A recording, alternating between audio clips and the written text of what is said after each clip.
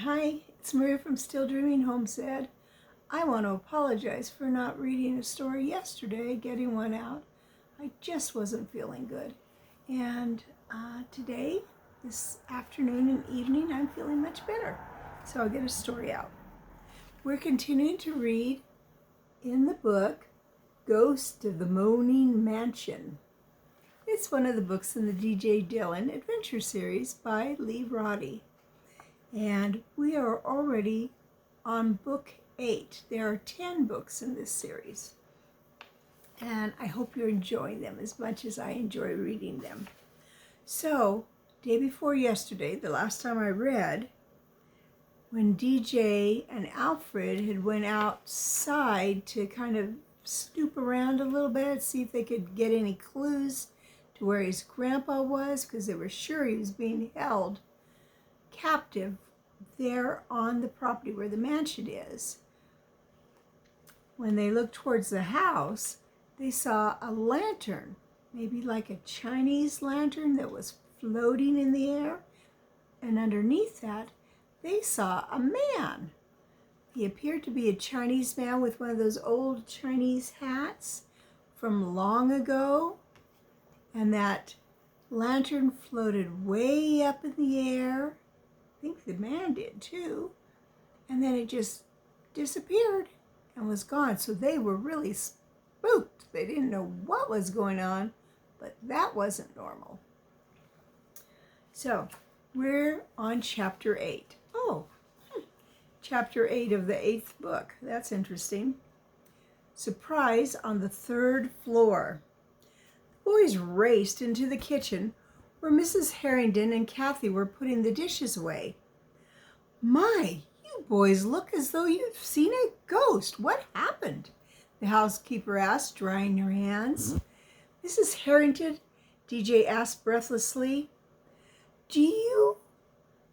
how do we get up to the front tower balcony? Why, you just go to the end of the boarders' bedrooms. At the end of the hall, there's a door. Thanks, DJ cried, not waiting for her to finish. Come on, Alfred. Kathy called after the boys for an explanation, but they didn't answer her. DJ led the way up the stairs and down the hallway. He found the door at the end, unlocked the bolt, and flashed the light into the tower room. It was filled with cobwebs, old trunks, and pieces of furniture. Everything was covered with dust. Nobody's been in this room for years, Alfred said softly. But we saw somebody. DJ borrowed's flashlight touched every article and rested on the floor leading to the balcony. Come on, he said, advancing into the room. The wood floor cracked like ice breaking on a pond, so DJ hesitated and drew back uncertainly. He lowered the light to watch as he tested the flooring with a cautious step forward. Satisfied, he took 3 steps across the room, unbolted the outside door, and flashed the light onto the tiny balcony. Nothing. But we both saw that face here. We saw the lantern and the hat and even his face. Didn't we, Alfred? We saw something, Alfred admitted quietly. Not sure if it was a person. DJ turned around to face his friend. Don't tell me you're beginning to believe in ghosts. I know what I saw. And now there's nothing here. See? Our footprints are the only things in this dusty place. Come on, DJ. Let's get out of here. DJ sighed deeply and led the way back, bolting the 2 doors. I just don't understand it, Alfred. Me either. Alfred walked beside DJ down the hallway towards the landing. What are we going to tell Kathy and Miss Harrington?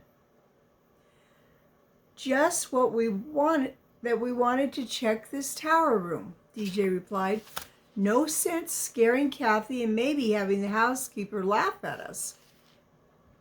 Kathy seemed a little dubious about the boy's explanation, but she didn't press the matter. The housekeeper suggested everyone go on to bed early since there was no television and it'd be warmer in the bedrooms. DJ asked if he could borrow the flashlight overnight, and Mrs. Harrington consented. She didn't even ask why. She led the kids upstairs. Kathy went up the stairs with her flat cowboy hat hanging down her back. Must have had a string on it. She took Smooch into her room and closed the doors. The boys went onto their room, which was now comfortably warm from the electric wall heater. Alfred took off his thick glasses, put them on the nightstand, and began undressing. DJ asked, "What are you doing?" "Getting ready for bed, of course." "Aren't you going exploring with me when everyone's asleep?" DJ asked in surprise. His friend hesitated. "To tell the truth, DJ, I'm kind of scared. I mean, we did see the light go straight up in the air in a way no human could do. And we saw," DJ interrupted, "we saw something that's got a logical explanation, and we're going to find out what it is. Anyway, we've got to look for Grandpa tonight. It's probably the only chance we'll get." Alfred jumped up and sat on the edge of the high bed. His feet didn't touch the floor. "DJ, would you be mad at me if I didn't go with you?" The mountain boy hesitated. No, of course not. It's just I'd feel better if you were along. And I'd feel better if we both stayed in this room with the door locked. That thing we saw is giving me the willies. DJ didn't want to admit it, but he wasn't feeling as brave and confident as he sounded. "Well, I'll make you a deal." "What?" "We check out the 3rd floor. If we don't find anything, we'll call it enough for tonight."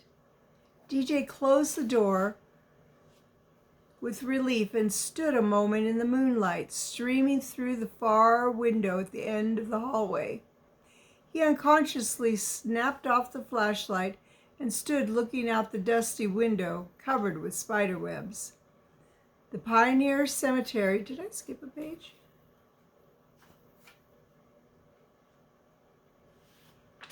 Sure did. I'm sorry.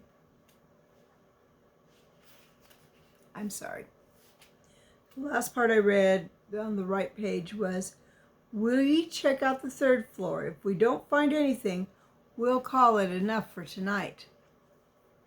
"What about the tunnel?" "I'd like to look for that. But if you don't want to go with me, we'll try that in the morning before Dad comes for us." "Sounds good to me, DJ. I'll just take off my shoes and crawl under the covers with my clothes on. When you're ready, we can go." DJ nodded and opened the armoire. Remember, that is a special cabinet that serves as a closet, to hang his heavy jacket where Alfred had put his. DJ saw a couple old books in one corner of the shelf and pulled them out. They didn't appeal to him much, but they were better than nothing. He removed his shoes and slid under the covers, propped his head by doubling his pillow, and began to read.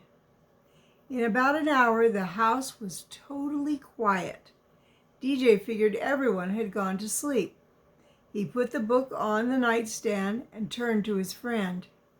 DJ was surprised to hear Alfred snoring lightly. Even with the overhead light on, Alfred slept peacefully. He looked different without his thick glasses. For a moment, DJ hesitated. Should I wake him up?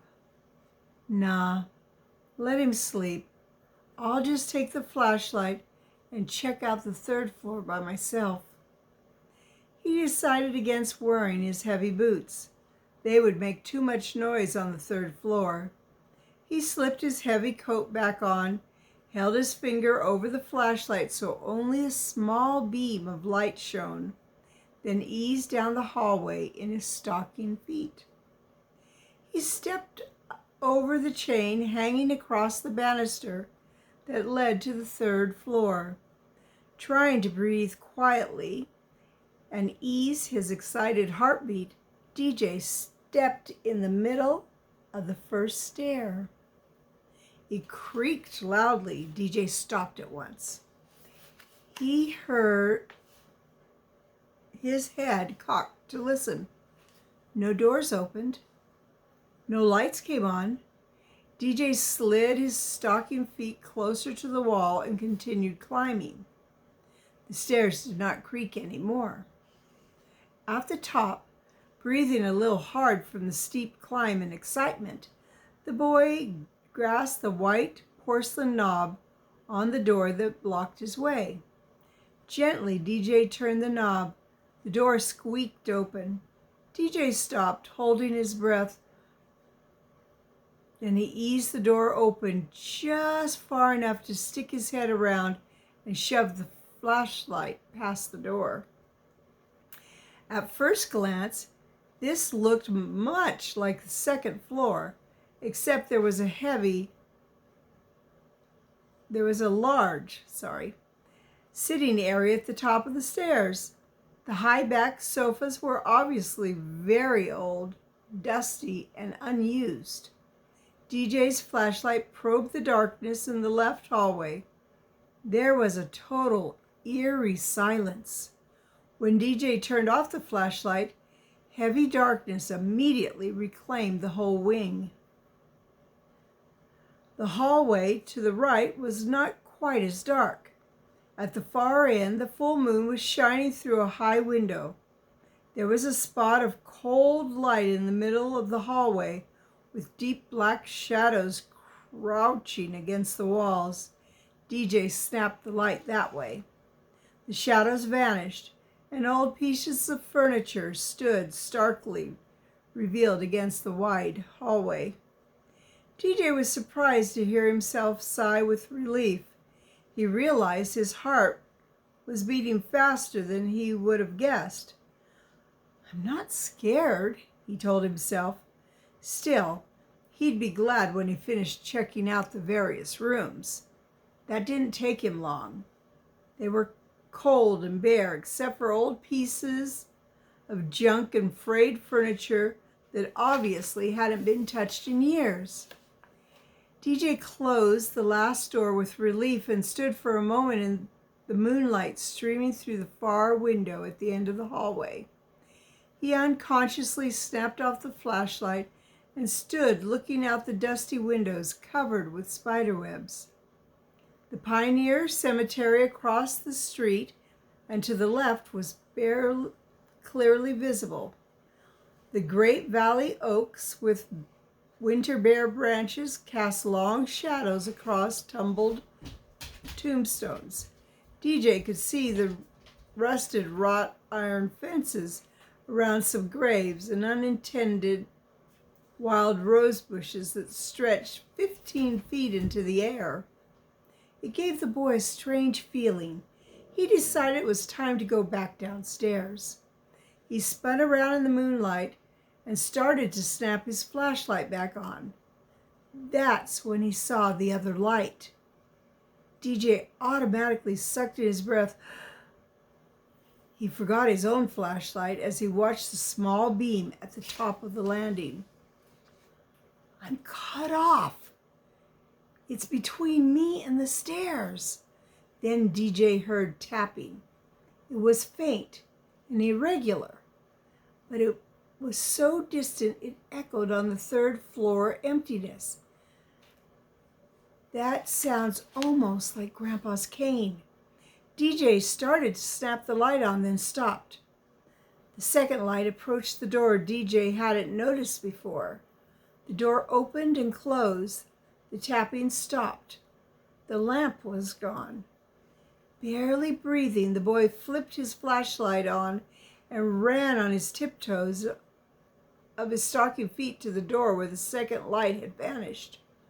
DJ swallowed hard, grasped the knob, and pulled the door partly open.